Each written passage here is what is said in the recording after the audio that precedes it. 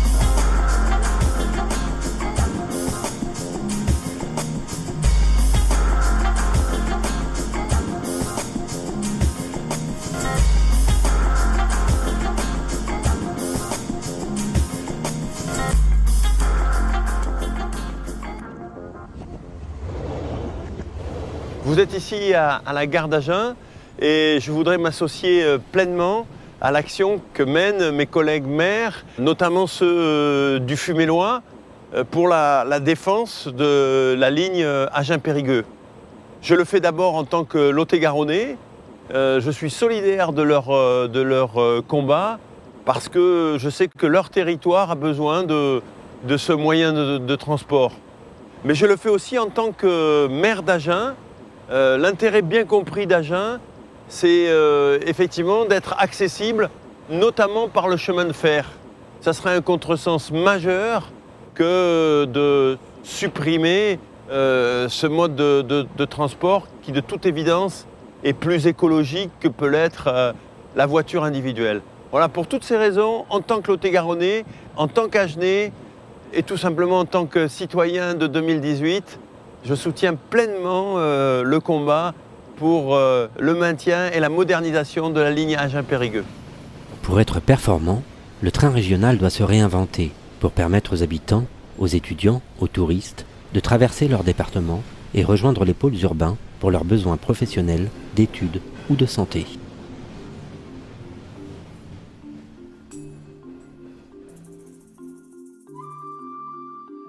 L'engorgement par les poids lourds sur un axe nord-sud nécessite de repenser complètement le transport ferroviaire de marchandises en s'appuyant sur les plateformes existantes et laissées à l'abandon depuis des décennies. L'alliance du transport de marchandises et de passagers devient de ce fait compatible et complémentaire sur cette ligne. 700 000 wagons de fret étaient en circulation en 1990 contre seulement 150 000 en 2018. Il devient incontournable également d'améliorer les horaires de départ et d'arrivée, et donc gagner en rapidité en réduisant le nombre d'arrêts. Enfin, l'adaptation aux exigences actuelles nécessite désormais des modes de transport adaptés, trains et mise en place de navettes vers les sites. Le train peut être un formidable atout de développement, comme ce fut le cas il y a encore quelques décennies. Le potentiel de développement économique et touristique de nos deux territoires est un atout et un enjeu majeur. Aussi, les habitants doivent se réapproprier leur gare fermée en leur donnant une nouvelle destination. Comme le musée de Douaneau, dans l'ancienne gare de Carlu, abritant une exposition permanente et des salles de réunion.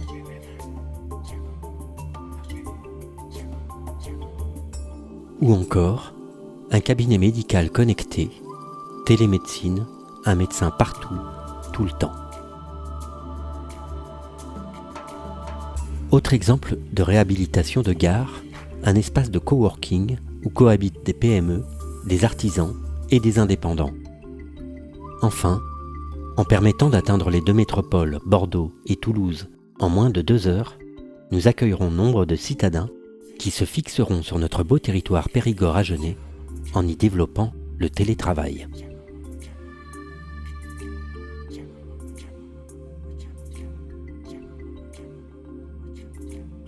Les collectivités doivent intensifier l'itinérance douce, VTT électrique et sentiers de randonnée. Cela permettra à partir du rail de créer un moyen de déplacement plus économique et plus respectueux de l'environnement. Dans le même sens d'ailleurs, les études récemment menées par la région et l'État sur les trains roulant à l'hydrogène ou hybrides nous orientent vers des solutions plus écologiques. La ligne Périgueux-Agen est absolument indispensable à l'aménagement du territoire du Grand Sud-Ouest, on peut dire, et en particulier des départements de la Dordogne et du Lot-et-Garonne. Et ceci pour plusieurs raisons. D'abord parce que c'est la seule ligne qui relie les deux préfectures, que sont Périgueux et Agen. Et on voit bien aujourd'hui les interactions qu'il y a entre ces deux préfectures, qui sont deux pôles économiques. Et donc la ligne, elle est utile pour l'économie, pour les chefs d'entreprise, pour les employés, mais elle est aussi très utile pour les étudiants. Les deux villes de Périgueux et d'Agen développent des centres universitaires. Et on essaie, moi-même en tant que président du département, j'essaie de développer le centre universitaire de Périgueux. Et aujourd'hui, avec la voie ferrée entre Périgueux et Agen, eh bien, on peut avoir des étudiants de Dordogne qui vont faire leurs études à Agen et des Agenais qui viennent faire leurs études à Périgueux. Et puis, n'oublions pas que cet axe nord-sud, il nous connecte avec les grandes métropoles régionales. Au sud, c'est Toulouse. À l'ouest, c'est Bordeaux. Au nord, c'est Limoges. Et à partir de ces métropoles régionales, en 2 heures, 2 heures et demie, eh bien, on rejoint la capitale. Donc aujourd'hui, en termes d'aménagement du territoire, cette ligne est absolument indispensable. En 2016, 396 accidents ont eu lieu sur le réseau routier compris entre Agen et Périgueux. Ces accidents ont engendré 519 blessés et 69 morts. Le coût global de ces accidents s'élève à 417 millions d'euros.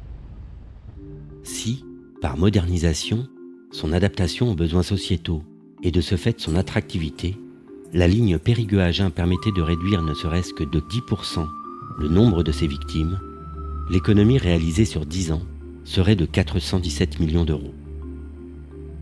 Mais en dehors de l'aspect financier, la ligne Périgueux-Agen reste avant tout une ligne de vie.